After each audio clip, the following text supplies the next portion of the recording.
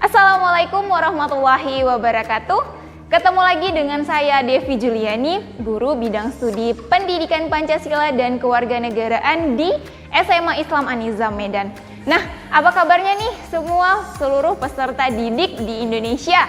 Nah, semoga masih tetap semangat ya belajar daringnya. Oke, kita ketemu dalam bidang studi PPKN yang pastinya akan bisa menghasilkan ataupun menumbuhkan sikap nasionalisme dalam diri kita. Oke, ketemu lagi dalam mata pelajaran Pendidikan Pancasila dan Kewarganegaraan di kelas 10. Nah, hari ini kita sudah masuk kepada semester baru ya kan, semester genap. Nah, tapi sebelum kita memulai pembelajaran pada hari ini, ada baiknya kita lafazkan basmalah, bismillahirrahmanirrahim. Nah, kita masuk kepada bab baru pada hari ini, yaitu yang berjudul Integrasi Nasional dalam Bingkai Bhinneka Tunggal Ika. Oke, next. Nah, jadi pada bab ini akan ada 5 pokok bahasan.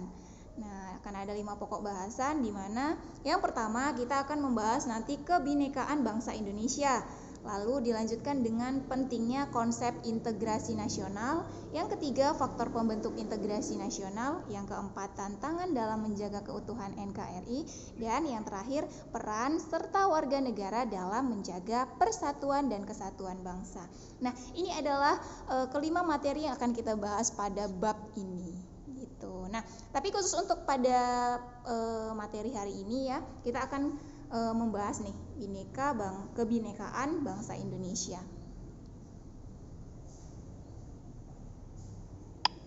Oke, tapi sebelum kita masuk kepada materi, coba nih perhatikan dulu. Mungkin sudah nggak asing ya kan, untuk anak SMA udah nggak asing lah nih, gambar apa ya? Gambar burung Garuda. Nah, di bawahnya itu ada semboyan kita, gitu ya kan. Nah, jadi setiap gambar yang ada di sini, jumlah sayap, kemudian ini ada kepala banteng, kemudian bintang, kemudian rantai, lalu ini di bawah ada semboyan Bhinneka Tunggal Ika, ini semua memiliki arti, gitu ya kan. Nah, tapi hari ini kita tidak membahas tentang makna daripada Garuda Pancasila ini, ya. Kita hanya khusus kepada semboyannya karena memang judul kita adalah kebinekaan bangsa Indonesia. Oke. Nah, kebinekaan bangsa Indonesia. Kebinekaan itu merupakan realitas bangsa yang tidak dapat dipungkiri keberadaannya untuk mendorong terciptanya perdamaian dalam kehidupan bangsa dan negara. Nah, kebinekaan ini harus dimaknai masyarakat melalui pemahaman multikulturalisme dengan berlandaskan kekuatan spiritualitas. Jadi kita tinggal ataupun hidup itu di masyarakat yang multikultural, gitu ya kan. Banyak etnis, banyak suku, budaya. Nah, kita harus paham gitu. Kalau misalkan kita nggak paham tentang multikulturalisme ini, maka itulah akan banyak terjadi konflik, jauh dari yang namanya perdamaian pastinya, ya kan? Nah, perbedaan etnis, religi maupun ideologi menjadi bagian tidak terpisahkan dari sejarah bangsa Indonesia dengan Bhinneka Tunggal Ika dan toleransi yang menjadi perekat untuk bersatu dalam kemajemukan bangsa. Nah, coba deh kita perhatikan kalau ada sebuah konflik, gitu ya kan? Artinya ada ketidakdamaian dalam suatu kelompok, suatu golongan ataupun suatu daerah. Nah, hal yang menjadi pencetus ataupun latar belakangnya itu apa? Karena ini tadi tidak saling toleransi, ya kan? Tidak saling kemudian menganggap bahwa perbedaan itu ya sebagai keberagaman kita, sebagai keistimewaan, tidak gitu. Nah, itu salah satunya. Oke, kita lanjut. Nah, jadi apakah kalian tahu letak semboyan Bhinneka Tunggal Ika? Nah, untuk anak kelas 10 ini mungkin sudah tidak asing lagi ya kan? Sudah 10 tahun sekolah dari kelas 1. Kalau misalkan dari TK, ada yang TK-nya 1 tahun atau 2 tahun, berarti lebih dari 10 tahun. Nah, pada gambar ini juga sudah ada, gitu ya kan? Coba perhatikan gambar ini. Nah, di bawahnya itu ada tertulis Bhinneka Tunggal Ika. Nah, yang artinya berbeda-beda namun tetap satu jua. Nah, berbeda-beda ini dalam hal apa? Seperti yang sudah kita sebutkan tadi.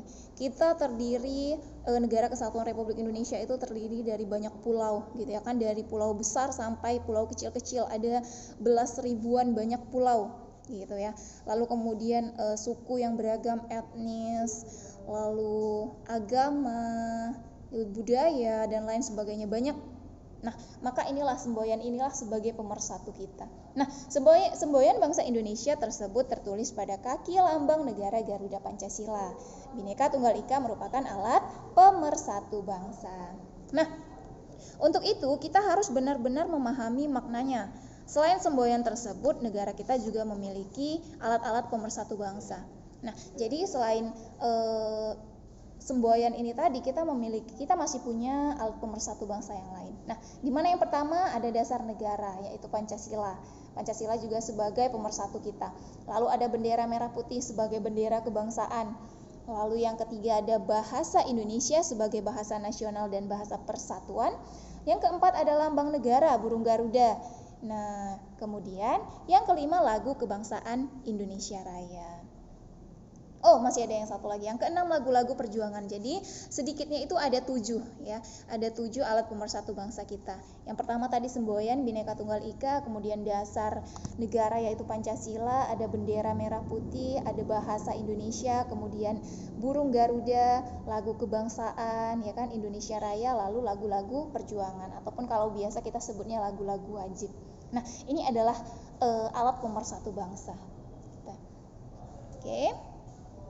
Kita lanjut. Nah, Indonesia merupakan negara yang sangat rentan akan terjadinya konflik. Kenapa rentan? Ya karena perbedaan itu tadi gitu.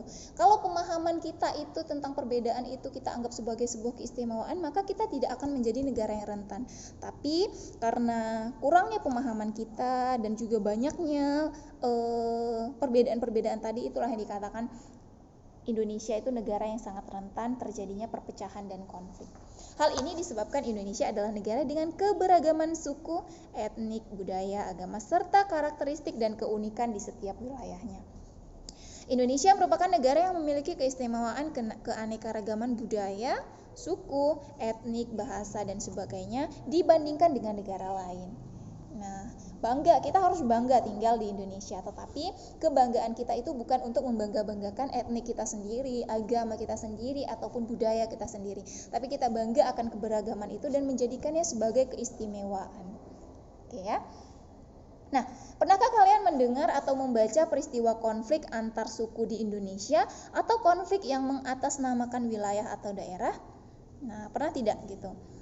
Daerah ini melakukan konflik gitu ya. Mungkin kalau yang sering lihat berita, nonton televisi, nah itu mungkin sudah tidak asing lagi. Yang pertama itu ada konflik agama di Ambon. Nah, ini pernah terjadi ya konflik agama. Lalu tragedi Sampit, ini adalah konflik antara suku Dayak versus suku Madura. Yang keempat itu ada pemerintah versus kelompok separatis ya. Di sini pemerintah itu terjadi konflik antara pemerintah dan juga kelompok separatis. Kelompok separatis ini seperti GAM, Gerakan Aceh Merdeka, dan juga OPM, Operasi Papua Merdeka. Lalu yang keempat ada penyerangan kelompok Syiah di Sampang. Nah, sebenarnya selain daripada 4 ini masih banyak sekali konflik-konflik yang terjadi di Indonesia yang mengatasnamakan wilayah ataupun daerah.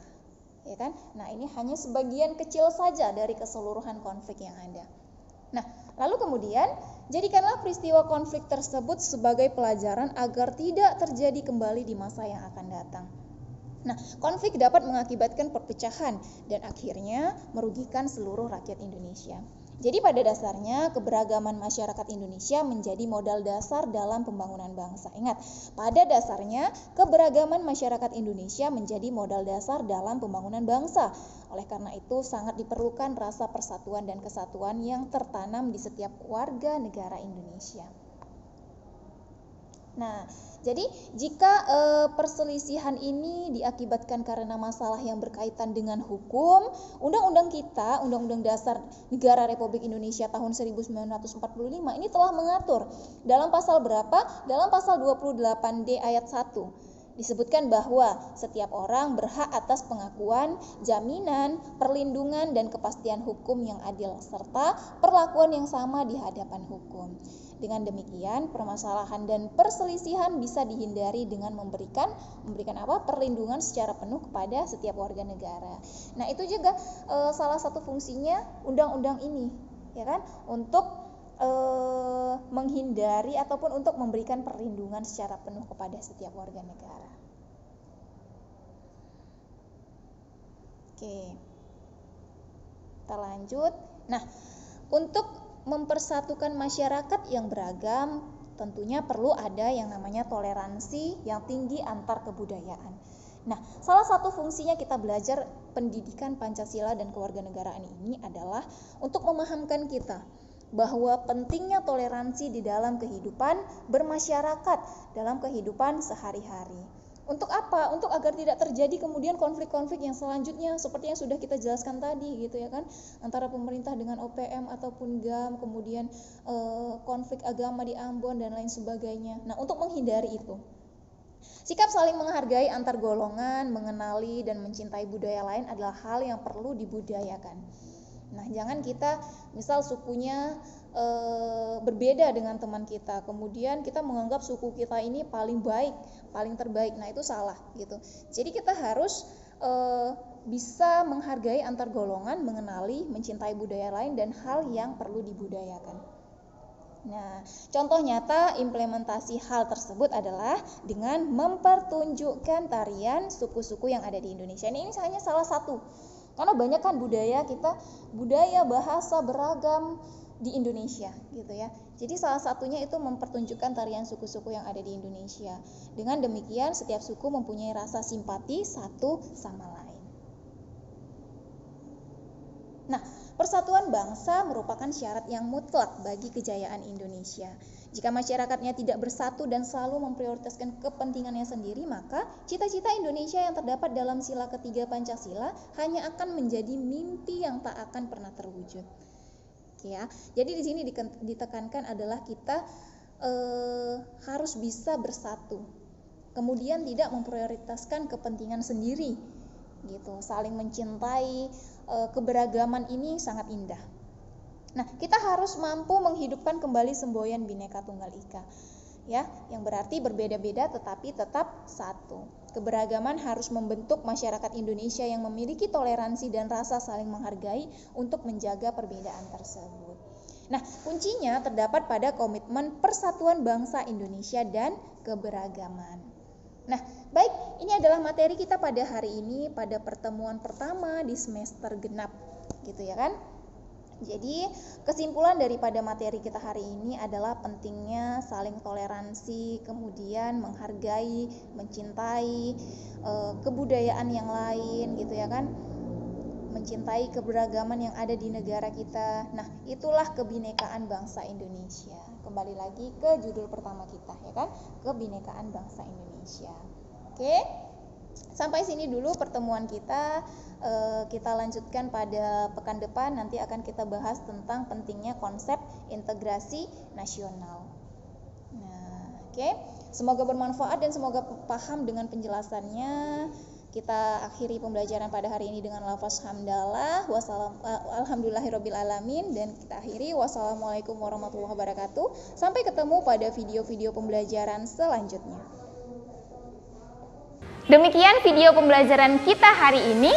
Sampai jumpa pada video-video pembelajaran selanjutnya. Dan jangan lupa, kalau video pembelajaran ini bermanfaat untuk kamu, silahkan di like, komen, dan juga share video ini. SMA Islam An-Nizam Medan, unggul, cerdas, islami. Wassalamualaikum warahmatullahi wabarakatuh.